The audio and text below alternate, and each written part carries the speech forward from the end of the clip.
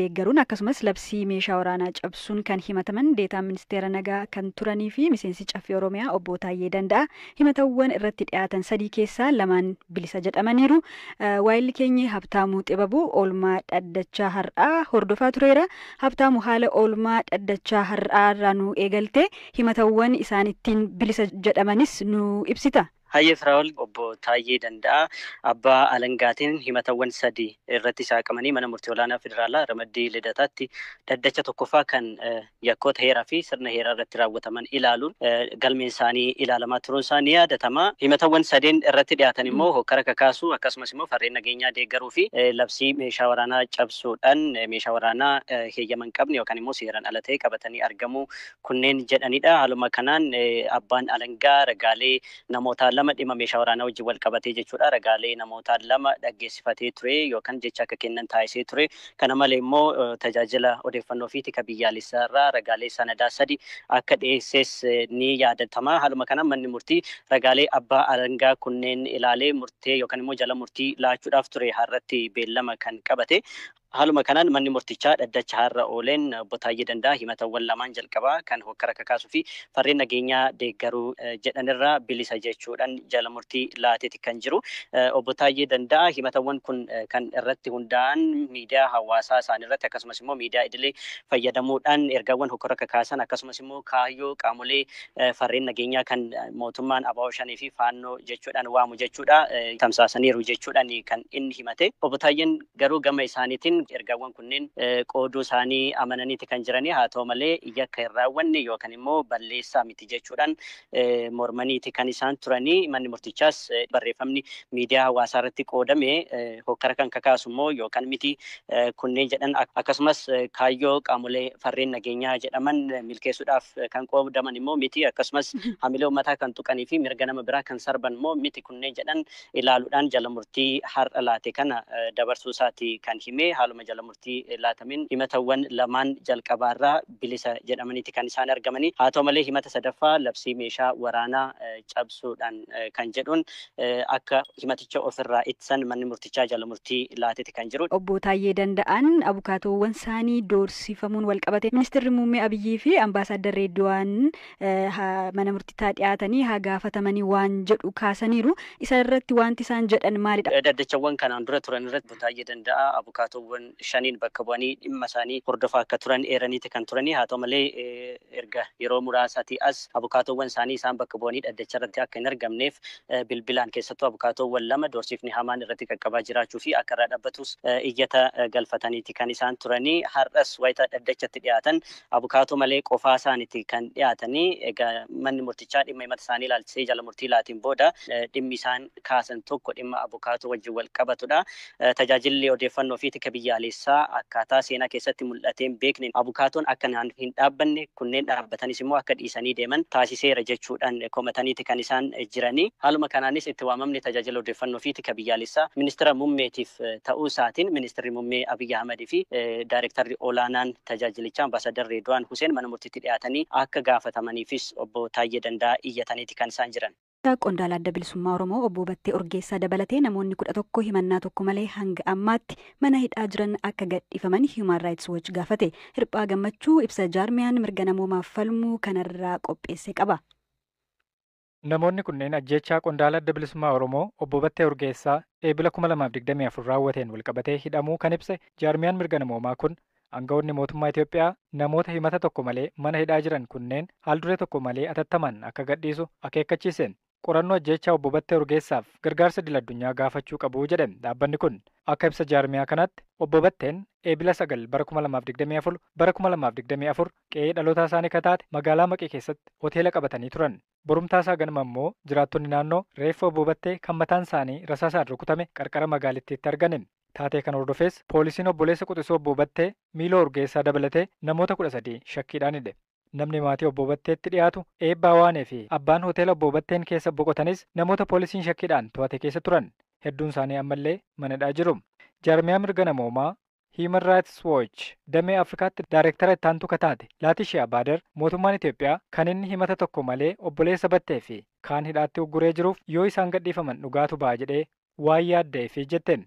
Aangawoonni mootummaa namoota seeraan ala hidhamanii jiran atattamaan gadhiisuudhaan qorannoo ajjeechaa raawwatameef ammoo deeggarsa idil-addunyaa gaafachuu qabu jetten qondaalli Human Rights Watch. Mootummaan naannoo Oromiyaa ajjeechaa Obbo Battee Urgeessaa ilaalchisuudhaan eebila 10 bara 2024 ibsa baaseen ajjeechaa kanaaf mootummaa himachuun fudhatama kan hin qabnee fi namoonni odeeffannoo akkasii facaasurraa akka of qusatan akeekkachiisee ture. Obboleessi Obbo Battee Urgeessaa eebila 11 bara 2024 yaada miidiyaa Oromoo biyya Ameerikaa jiru tokkoof kenneen wayita Batteen ajjeefamu namoonni argan Batteen konkolaataa reenjarii keessaa gadi harkifamee baafamuun ajjeefamuu ibsanii jedhee ture.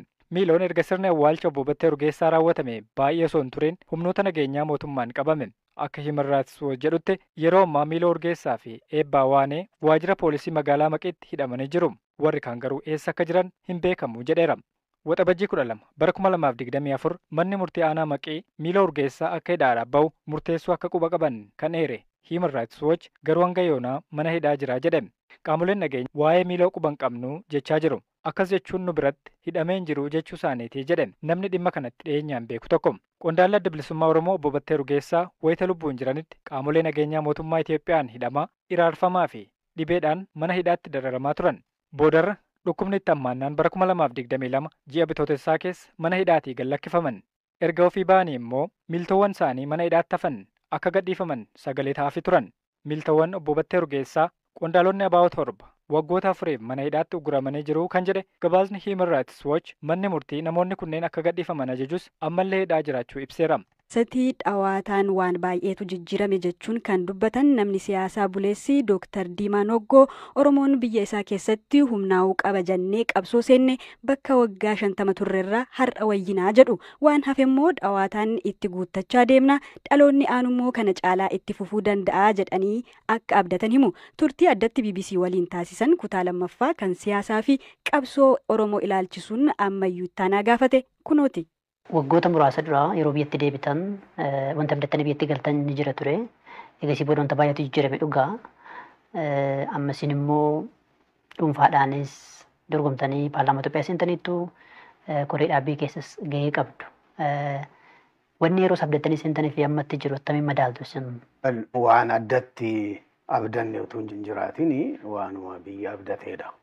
Baroota isa dura turaniif waggaa 6 dura. Isa dura haala hamaatu ture biyya keenya keessaa fincilaatu ture keessattuu naannoo Oromiyaa. Mootummaa yeroo dheeraa isa dura waggaa 27 yeroo ta'u aangoorra ture mootummaa wayyaanee dura dhaabbachuudhaan fincila guddaatu ture. Fincila sana mootummaan wayyaanee humnaan dhaamsuudhaaf tattaafachaa ture. Lubbuu nama baay'eetu galaafatame kana keessatti. Ilmaan Oromoo kumaan lakkaa'amantu fincila sana keessatti lubbuu dhabee kan qaama irratan sababa sanaan ka biyyaa baqatan xinnoo miti ka hidhamanis kumaan lakkaa'amu turanii jechuudha. Isa duras immoo baroota dheeraadhaaf sababa qabsoo Oromootiin walitti qabatee Oromoota kuma baay'eetu iyyuu mana hidhaa wayyaanee keessa ture. Bakka buuteen isaanii ka dhabames baay'eedha. Ka ajjeefaman jechuudha. Egaa haala kana jijjiiruudhaaf uummanni keessattuu dargaggoon fincila mootummaa wayyaanee irratti kaasanii mootummaa wayyaanee humnaan ukkaamsuuf yaaltee hin danda'amnee fi haaluma kanaan jaarmiyaa wayyaanee keessattis garagarummaan dhalatee warri amma tokko fincila uummataa kana bira dhaabbatan sanaanis dhimma bahanii akeeka garii bakkaan gahuudhaaf namoonni tattaafatan turanii. Kanarraa kan ka'e jijjiiramni hoogganaa dhaabaa Addawaawii keessatti argame jechuudha. Karaa tokkoon kun seenaa Itoophiyaa keessatti haaraa jijjiiramni hoogganaa sirna tokko keessatti bifa nagaatiin wal jijjiiree aangoo walitti dabarsuun kun nu qofatu hin ta'in uummata Itoophiyaafis humnoota waa Itoophiyaa hordofus baay'ee abdachiise. Yeroo duraatiif jijjiiramni aangoo bifa nagaatiin ni ta'a akka jedhu abdatame. Siyaasa Oromoo keessa waggaa dheeraaf turtan. gaaffiin ganama itti amantanii seentanii jira. Haala amma jiru akkamiin madaaltu? Gaafa qabsoo Oromootti seennu waggaa 50 dura jechuudha. Haalli Oromoon keessa ture gaafasii fi har'a keessa jiru garagara. Dhawaataan waan baay'eetu jijjiirame. Nuyi qabsootti kaseenne uummanni Oromoo biyya isaa keessatti humnaa'uu qaba, empowered ta'uu qaba kan jedhuudhaani sun dhawaataan dhufa. Bakka waggaa 50 har'aa turre irraa har'a wayyina. Waan hafe immoo dhawaataan itti guuttachaa deemaa jennee dhaloonni itti aanu immoo kana caalaa itti fufuu danda'a jedheen abdadhaan. Bilchaate jechuu dandeenya? Haalli jiru gaariidha. Yoomiyyuu caalaa. Ammaan booda of duuba deebi'uu hin danda'u. Tarii amma walitti bu'anii qawweedhaan wal hunkuruun wana sanan gufachiisuun. An akka nama tokkotti yoo na gaafatte qawween barbaachisaa miti amma. Maaliif fakkeenya gaarii ka ta'u waggaa 6 har'aa dargaggoon Oromoo dhagaa fi sagalee qofaan humna wayyaanee magaalaa Finfinnee irraa buqqisanii Maqaleetti galchanii jechuudha. Har'as kana jechuun barbaachisaa miti jechuuf ani qawween.